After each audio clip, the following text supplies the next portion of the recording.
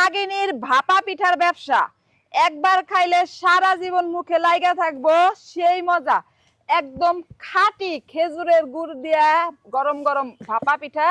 আসেন আসেন, সকাল সকাল খাইয়া যান। এই যে নাগিনা পা, সকাল সকাল তো ভালোই শুরু করছেন। তা ব্যবসা কি উন্নতির দিকে না নিচের দিকে? না না, ব্যবসা ঠিকই আছে, ব্যবসা সেইভাবে চলছে গো। পিঠা দিমু কে আপা? পিঠাই তো খাইতে আইছিলাম। আচ্ছা নাগিনা পা, আজকে ব্যাং ট্যাং খাইছেন নাকি? আজকে তো খাই নাই, কালকে রাত্রে খাইছিলাম দুইটা ব্যাং। ওই যে ছোট ছোট ব্যাং বুঝছেন, ঘরের কোনাতে দৌড়ে যাবে লাগলো, থাপা দা দইরা খেলাইছি। মানে অনেকদিন ধরে ভালো মন্দ কিছু খাওয়া পড়ে না তো, বৃষ্টি তো আহে না, ব্যাংও বাইরে না। গোসল টোসল করছিলেন? না পাগল, প্রতিদিন গোসল করে লইব, আমরা তো 7 দিন পর পর গোসল করি। তে থাক, কষ্ট করে পিঠা বানানো লাগতো না। আমাকে বাড়িতে ভাত রান্না করছে। আরে খান, আমার হাতের পিঠা খাইলে আপনি সারা জীবন উফ, শান্তি। আপনি পিঠা বানান, আমি আইতাছি। হ্যাঁ, কি হলো? ভাবি ভাবি ভাবি বুঝলাম না এরা যে কি করে না করে। এরা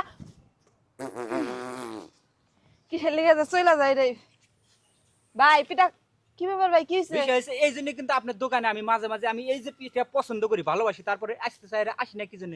আসার লগে লগে মনে করে যে মানুষের আপ্যায়ন করে, যে ওজুর পানি দেয় না হলে চেয়ার দেয় বসবে না, আপনার পেটটা ফাপছে ভাই, বুঝছেন, গ্যাস হইছে।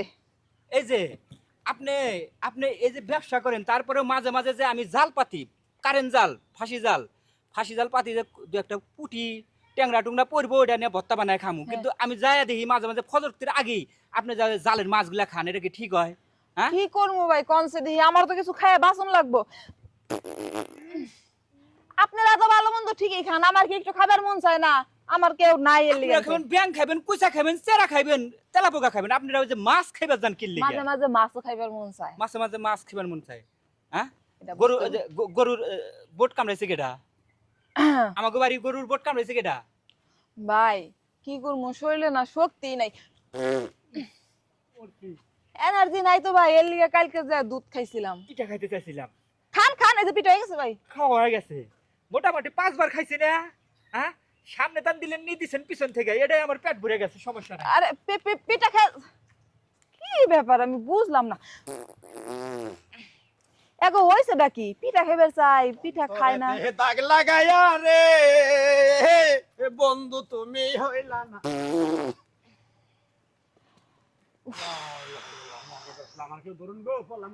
শান্তি লাগছে। একবারে গেলাম। কি হইছে চাচা? আই বেটি, তোর আজকাল বড় তো দেখা পাচ্ছি না, আমি একজন সাপুরিয়া সর্দার। তোর নাগিনীর দোকানে পিঠা খাবার নিয়ে গেলাম, তুই এভাবে পাতনা লিখে নিকে, আমার মান সম্মান নাই। পাদ আই বেটি, এই নাগিনী, তুই যদি আরেকটা পাত দাস, তোরে ভিন বাজাইয়া তোর একবারে স্টক করে মেরে হলাম। কেরা? আপনি? হ্যাঁ।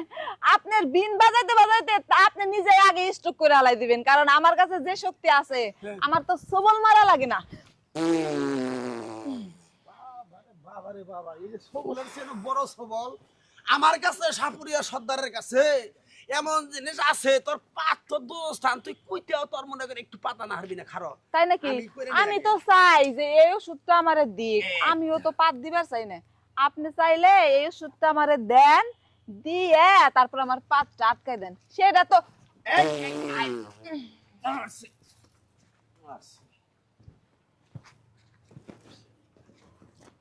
ভাই ভাই ভাই বাইসা আছেন কি? পিঠা খামো না আমি। জ্ঞান ফেললো মনে আবার আমার জ্ঞান ফেলছে। আমার এই বলে ওষুধ দিয়ে আমার এই পা আটকাইবো, বুঝগা 7 দিনের মধ্যে আর তোর খাওন লাগবো না।